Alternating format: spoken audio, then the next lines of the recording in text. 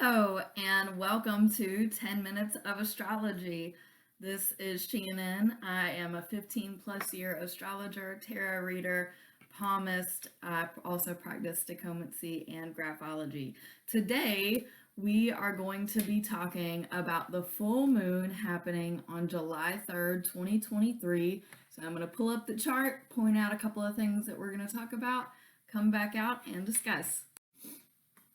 This is the current chart for the date in July. We have the sun here in Cancer at 11 degrees, and this is in direct opposition of the moon here at 11 degrees of Capricorn. Some of the other things that I'm going to discuss today is Uranus here in Taurus, which is square. It is still less than a degree. Venus in Leo at 22 degrees. If we have time, I am going to discuss Neptune retrograde at 27 degrees, and this will be in conjunct something that is not on this chart, which is Pallas, which would actually be somewhere right over here. Pallas Athena at 27 degrees in Leo. One other thing that we're going to discuss, if I have time, is Pluto retrograde. It is finally back in Capricorn, so all the changes that we just saw, we're just dealing with the aftermath of. So let's back out and discuss all of these things. All right, so the sun is currently in Cancer, the moon is currently in Capricorn. Let's briefly talk about that for those of you who don't know. The sun in Cancer, the sun representing daily life, Cancer representing family, specifically the mother. It is your country, your mother country, Mother Earth, everything mother involved. And it is also a water sign, so we have that emotion. So this is the sign preceding the sun's home placement, which is in Leo. Now this is opposition to the moon in Capricorn. So we are going to have something similar. It is not a true mutual reception, but it's something similar to mutual reception. I'm not going to go into the terminology of what that means at this moment, but the moon in Capricorn, the moon represents how you internalize the external world. Capricorn represents the financial mind, financial stability. It is kind of being the boss, being very independent. So the moon is trying to figure out, we are trying to internalize, how do we become more independent, more financially minded? And this is in direct opposition to something that is every day about the family, about the mom, about other people. Not necessarily like society, but specifically the family, because Cancer is very family oriented. They represent the chest, or specifically the breasts, which give nourishment.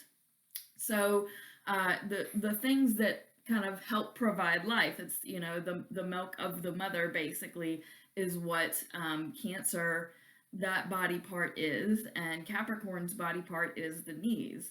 Pretty far apart, if I can say so. Oppositions are always best friends, worst enemies. So it is going to be that kind of day. So the other thing that I wanted to discuss, which is Uranus in Taurus square Venus in Leo. Uranus is about creativity, chaos, and electric changes. Venus is about relationships. This is not just romantic relationships. This is also public relations. This is relationships with just about anybody. It is a very broad planet when it comes to those relationships. Being in Leo, Leo is a very social, very bright, somewhat self-oriented sign because its planet is the sun, right? So Venus in Leo is like this exuberance of, you know, just sharing yourself and your relationships and just kind of going all out. Leo is very flamboyant. So with that square, and Taurus is also about the home, similar to Cancer, but it's more of lounging in the home. It's eating, it's food, it's your kind of basic necessities.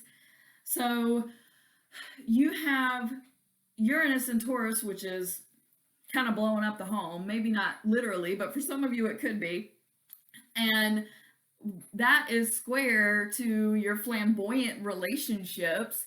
So there's liable to have either your home or your relationships within the home kind of go right off the tracks today or during this time. Just something to be aware of. Now, I have talked about Pallas before. Pallas is currently in Leo. The myth behind that, Pallas Athena, is basically the strong woman.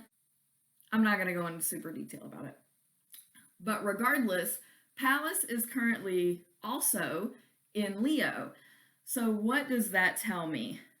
Well, you have Leo, which is flamboyant and big. It's the kitty cat, which can be clumsy, but let's be real here, it's more elegance. That Pallas, that strength that you have, and the flamboyance, like they kind of go together during this time, right? Like it's chill, it's fun, it's exciting. It's a fire sign. Fire is very exciting.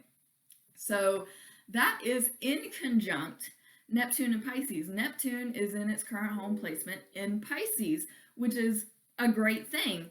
But this in conjunct here, Neptune is the ethereal, and Pisces kind of has the tendency to not be able to really be held down. You can't hold them in place. They're a bit everywhere. Some drug addiction stuff may be coming up. Things regarding hospitals may be coming up. This in conjunct tells me that there's some dissatisfaction between those two mindsets and those two things. So I am seeing a prevalence in mental illness or something regarding the mental health care system come up, because Leo being flamboyant and Pallas being that rock and that strength, right? Female strength, it's feminine strength. Flamboyant feminine strength at this. In conjunct, like this solidarity, this inability to really stay in place. Pisces is not lively, right? They're, this symbolism of like the really old person, like people in their hundreds. That's kind of Pisces territory, right? And there's this back and forth. So it's either got to do with some kind of old folks home stuff coming up, and it'll just come up and be there, or mental health stuff. So look out for that in the near future. If that is something in your personal life, I'm more than happy to look at your chart. I do free and charged readings. Just reach out to me for more information. One of the last things that I want to discuss is Pluto retrograded back into Capricorn. So we are now back at 29 degrees of Capricorn. We've got some more stability.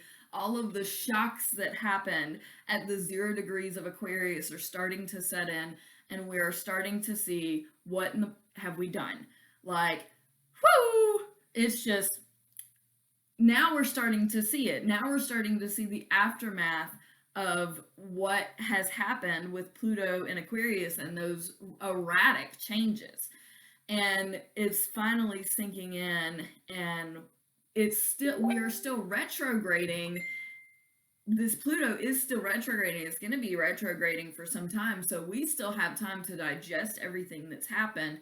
And even when it starts going direct again, we have a small window of time to go back and fix those changes, which then they'll be changed again when Pluto gets to 0 degrees of Aquarius. But besides the point, we now are at a time where we are seeing the karma of our actions during the Pluto in Aquarius moment that had happened that was just devastating.